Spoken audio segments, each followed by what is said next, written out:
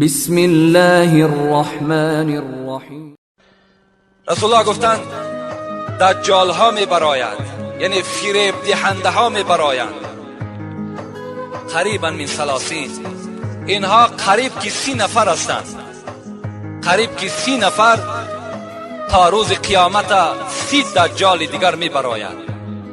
این 30 دجال، این 30 نفر گمان میبرند این که اونها پیغمبر هستند، در اصل کذابون، اینها دروغ میگن. بعد من دیگر پیغمبری خاتمه شد. و الحال ما و شما آگاه هستیم، یک برنامه در مجله بود که در خودجندم یک پیغمبر برآمد. شما اون مجله را خواندین که وی هم دعوای پیغمبری کرد و قبلش جدا کرد و گو بر من چندین آیت ها آمده است به نام آیت کارپرتایی، به نام آیت ماهیگیری. اینها را این پیشکی هم برنامه ها داشت، لیکن این هم از جمله همین 30 نفر دجال های هستند که پیغمبری خدا پیشگویی کردند. اینها چکار کردند؟ برآمدند.